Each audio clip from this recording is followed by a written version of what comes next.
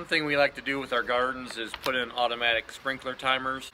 That way if you forget to water it, or you're out of town, or something along those lines, no matter what you got going on in your life, the garden still gets watered, because let's face it, sometimes you get busy and forget. Our last one died. It got left in a bucket, which was then full of water, and it fried the circuit board in it, so we had to get ourselves another one. Well, here's a look at our old one. It's made by the same company as our new one, Orbit. They make a lot of timers for sprinklers and that kind of stuff. It's been a good brand, lasted a long time. It just doesn't like being submerged in a foot of water. So I'll kind of show you the insides of it so you can see what it looks like. It's basically a circuit board there and a solenoid actuator that opens and closes that valve to let the water through. The circuit board controls that actuator, or the timing for that actuator, and when it's time, it kicks it open, lets the water pass through, and then shuts it off when the time's up. Pretty cool.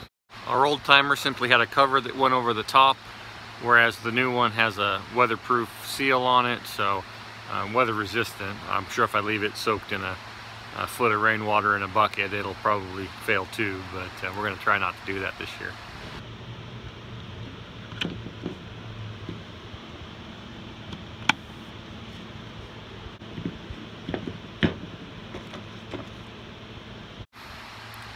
This one appears to be very simple to set. Just turn the dial and press up or down, and pretty soon you got it all dialed in for what you want. Very simple.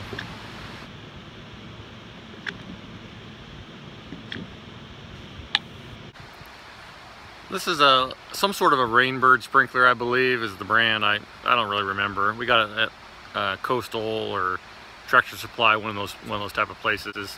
And it just simply is designed to fit over a T-post, and you can move that around wherever you want. It has little grooves in it that fit over a T-post well, and then little screws, set screws to hold it in place. And you just simply adjust little tabs for how far you want it to go one way or the other. It works very well. Also has a expansion port right there.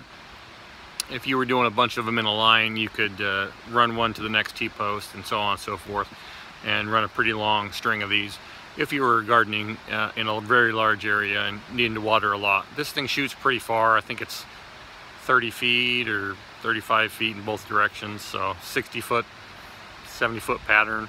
You can cover a lot of ground with one of those. Well, let's test it out and see if it works.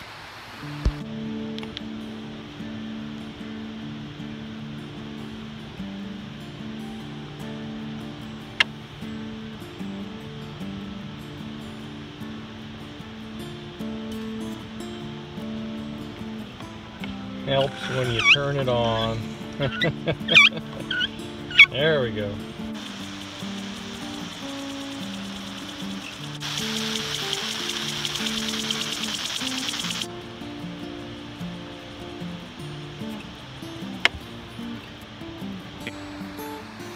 Alright, everything's soaked down. Had it on for 10 minutes, just test to make sure it works. It's programmed for a couple hours from now, so make sure it kicks on when it's supposed to.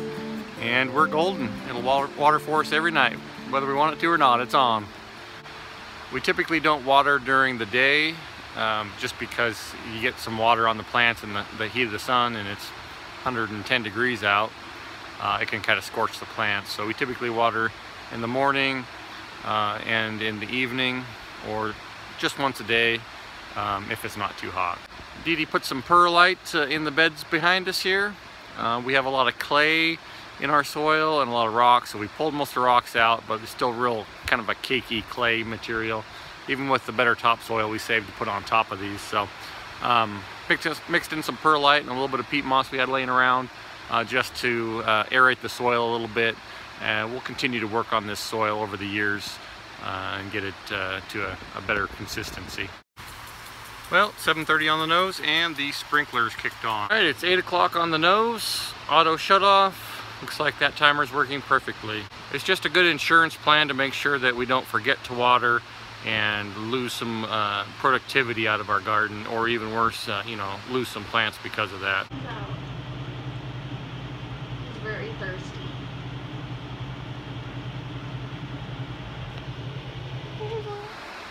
It's probably a little loud down here. The little cabin's up here, creek is over here behind me. And this little path runs down from the cabin kind of down to where the old spring was. I'll show you that behind me here. Down below us here, there was an old spring box for the cabin that they were drawing off of. Well, I'm trying to get enough chips together for the gardens to get those covered, and so they keep in the moisture nicely. And I want to clear this area anyways, so it just fits perfectly that we can just chip up a bunch of this stuff and also work towards getting a nice pathway down to the creek here.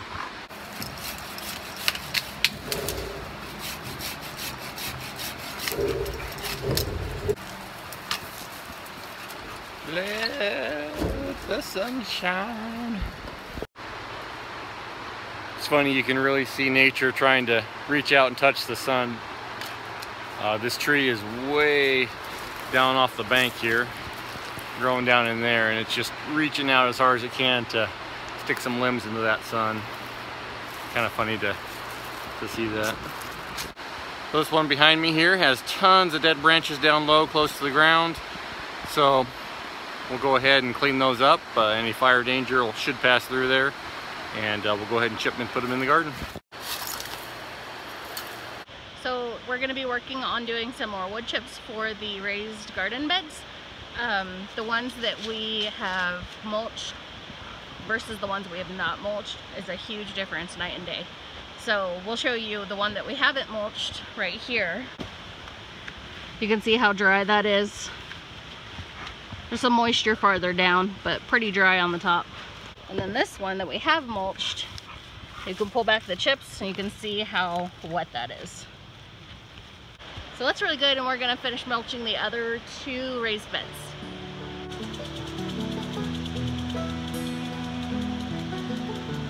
I only want to be petted on your turns. Crazy cat. Oh, that belly though. Oh, that belly though.